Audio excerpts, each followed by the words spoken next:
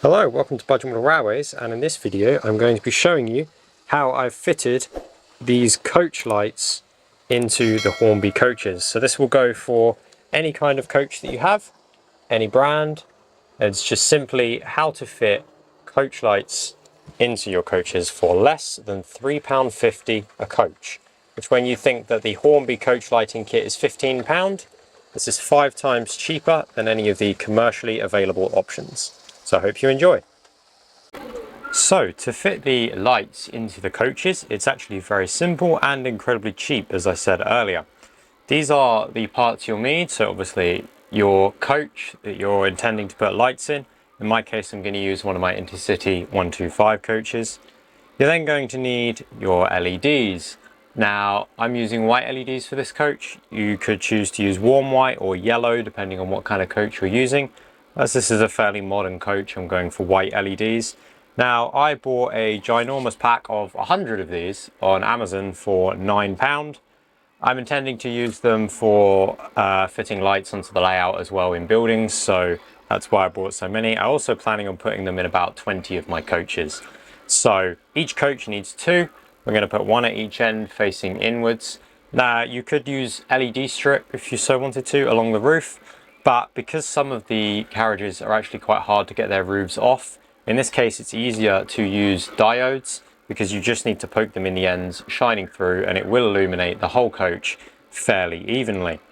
So 2 of these would cost 18p.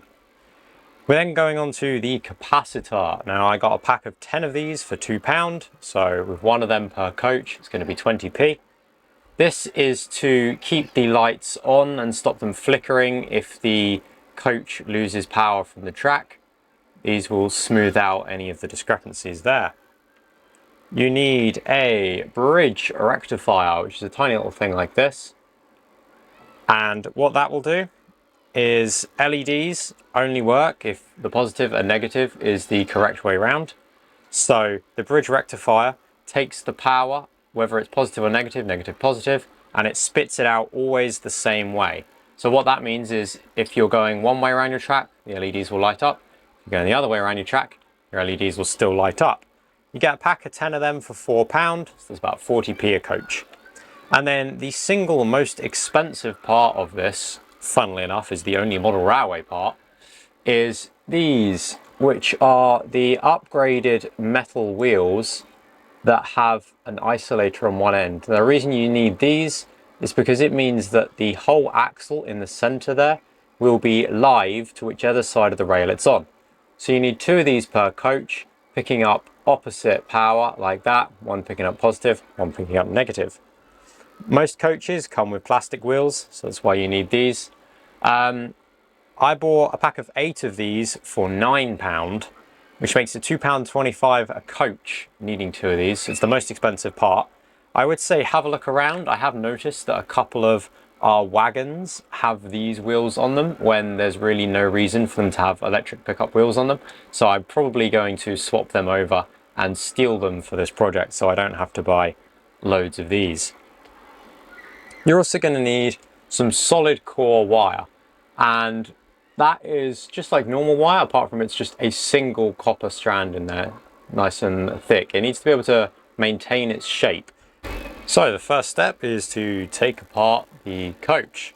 Now, all the different coaches come apart in all sorts of different ways, depending on the brand, the make, the model.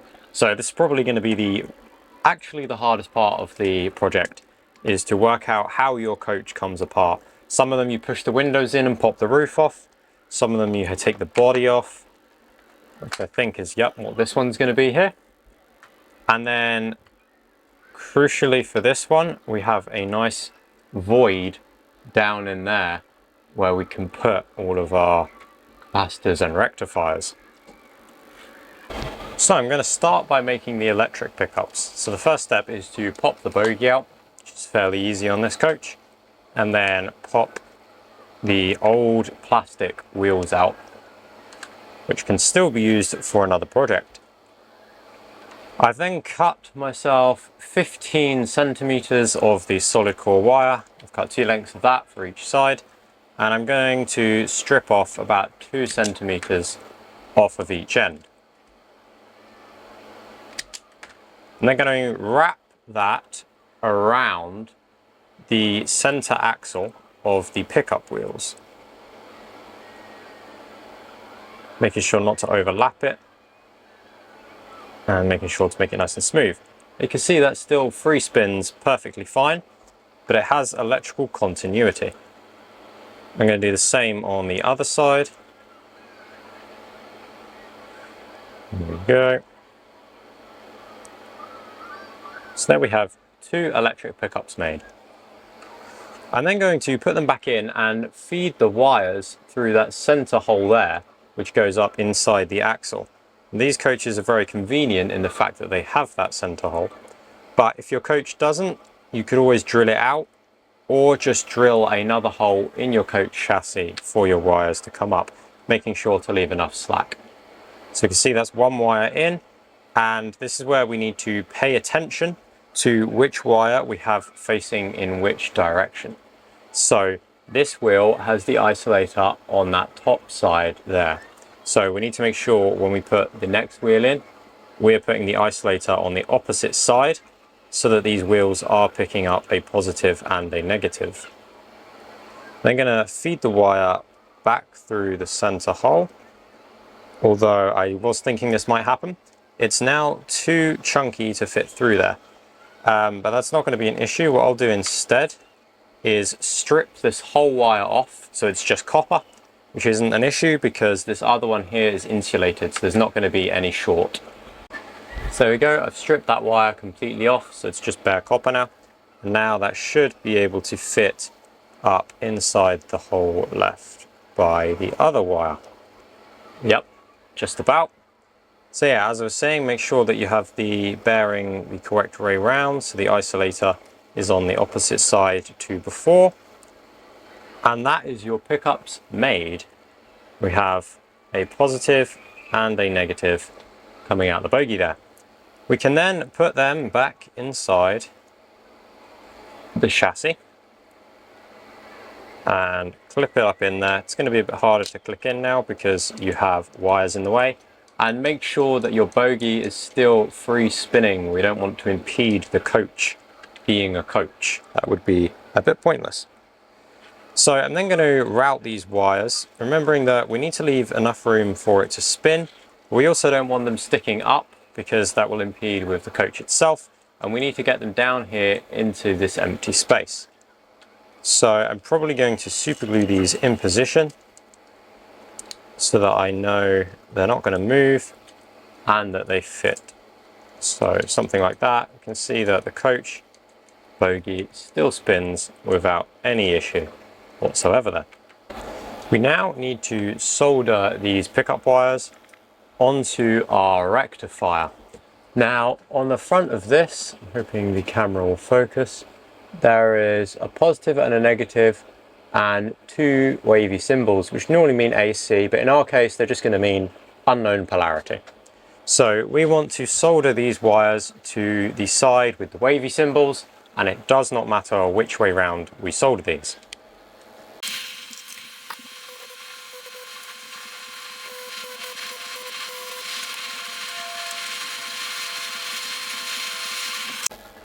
There we go, that is the rectifier soldered into place.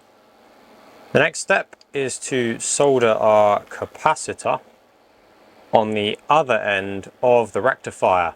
Now we need to pay attention and make sure that we connect the negative side of the capacitor to the negative side of the rectifier, otherwise we will be having a very bad day. Capacitors like to go boom.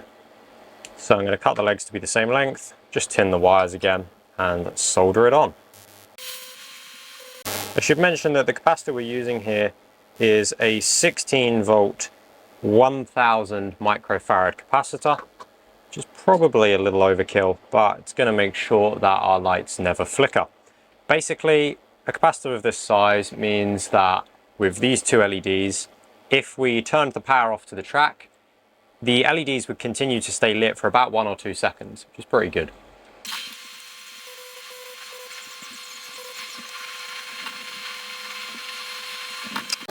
So there we go, there is our capacitor fitted onto our rectifier. So the final step in the soldering is to wire our two LEDs in. Now again, these need to be the correct way round. So our black in this case is the negative and our white is the positive. And we are going to solder these across the same terminals that we just soldered our capacitor to. So the plus and the minus on the output of the rectifier. I soldered the first one in that direction, and I'm going to solder the other one in the other direction since they're going out opposite ends.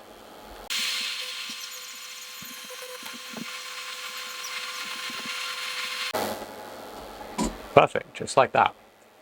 Now, what I'd recommend at this stage is to take this, go and put it on your layout and make sure that it's working as you think it should. So we can see here, if I switch the power on, this is going left and they're both on. And then if we turn it off, you can see how long they stay lit for, and right, and they're still on.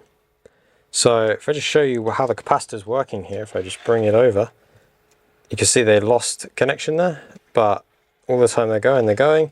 If they were to lose connection, they stay lit for a couple of seconds. So now we're going to put the body on, glue the lights in, put the body on, and then it's good to go.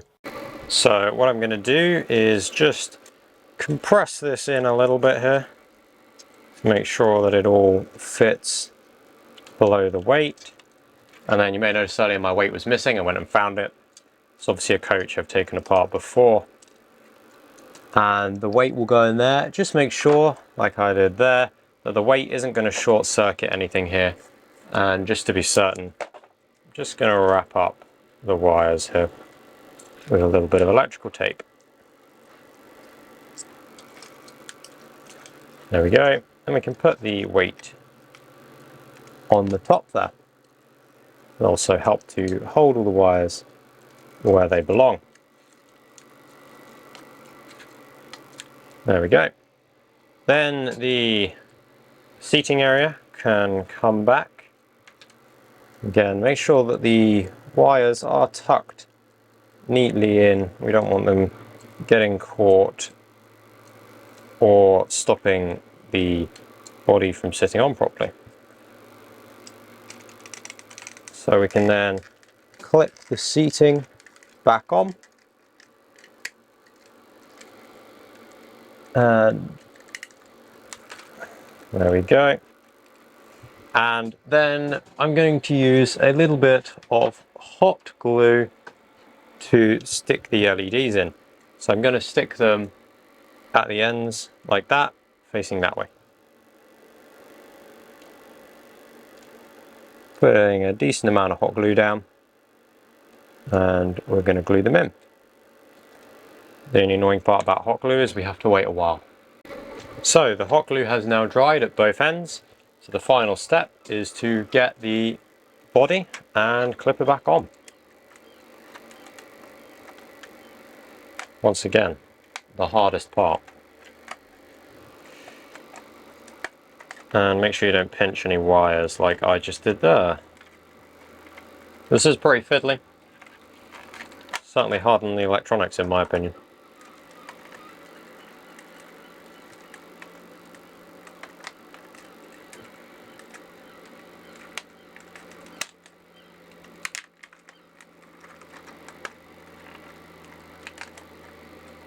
There we go. I think that's back together. Oh, no, there we go. That's the satisfying click we were after. So there is the coach all put back together. You can't actually see anything in either of the ends that looks at all suspicious. So let's turn the lights out in the shed and put it on the track and see how it looks. And as it comes through here, we can see my Deltic with the directional lights and the coach with its fabulous looking coach lighting now. So as you can see, that is a way of putting lights in your coaches for less than £3.50 per coach, which when you compare that to Hornby's coach lighting kit, which uses batteries, which you have to change every time they die, and an on-off switch, which is £15 a coach, this is a fifth of the price. And in my opinion, looks pretty good. So thank you for watching this video, and next week I'll be uploading the video on the directional lights for locos, but currently my red LEDs I'm still waiting to arrive in the post, so I can't fit them into any more locos to show you just yet. So for now, that is coach lighting. I hope you enjoyed the video.